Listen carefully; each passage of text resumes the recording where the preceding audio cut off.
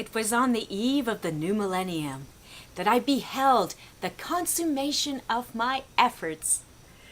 The room lay in preparation, computers, generators, and the bed where he lay in repose, a shadow of a ghost.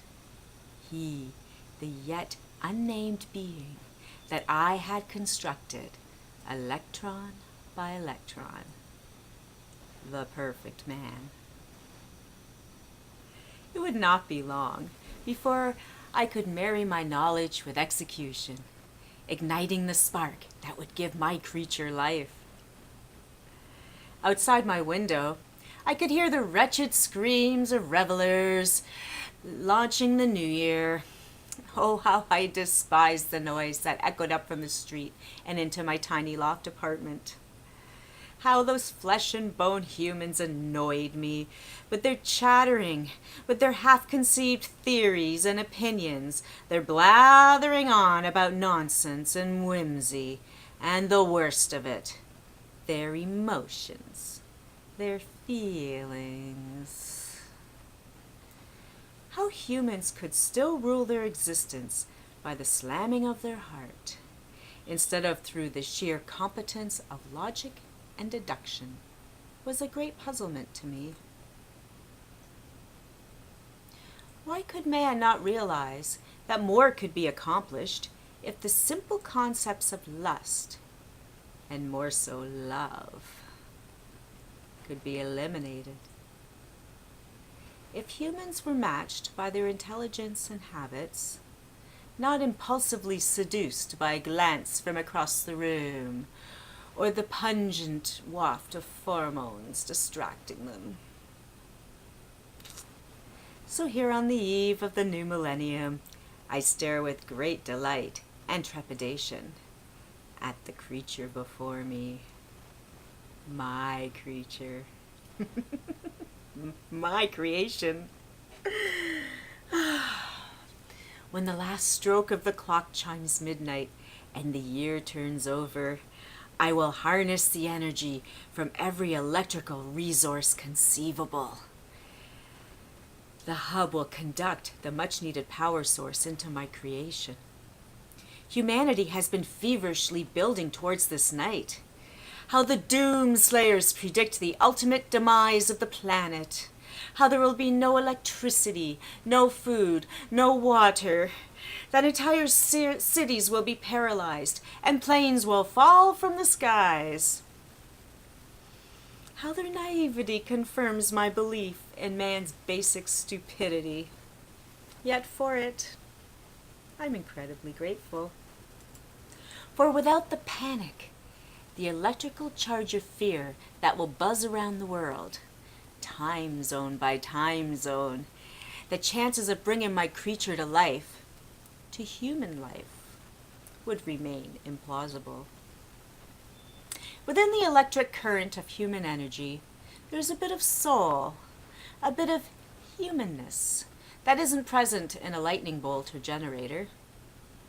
And this humanness will give my creature a softness that no cyborg or robot ever created has achieved.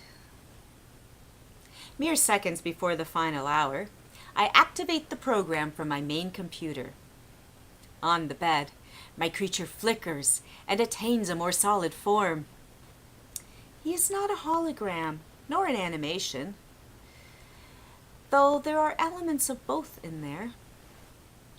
He was created solely on computer to my exact specifications and projected from screen into our three-dimensional world. The color of his eyes, the shape of his torso, his firm, strong hands, his incredible brilliance and logic, all dictate he is my creation. A unique specimen, the likes of which have never walked the earth. For many years I researched what I desired in a mate, what I needed to achieve, what I needed him to achieve for me.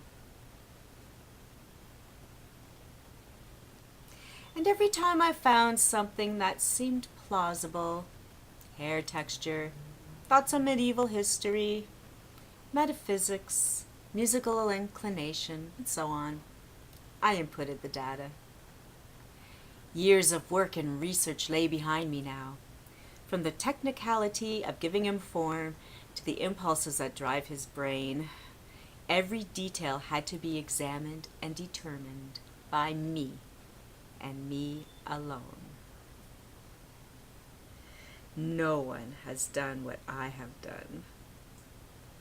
No one has created a flesh and blood man from electrons and cathode rays. Outside my window, mass hysteria accelerates as the final bell gongs. The thunderous roar of Happy New Year sweeps through me like a wave. Every hair on my hand stands on end, and in electric excitement, for a second, my hand hangs suspended over the keyboard, and then I press the button. You've just heard the beginning of a story called Modern Prometheus, which I wrote for an anthology called UNNATURAL SELECTIONS, which was edited by Gord Rollo. As you can imagine, the story was written about how everyone was panicking when it was going to become the 2000s because they were afraid the computers wouldn't work and that sort of thing.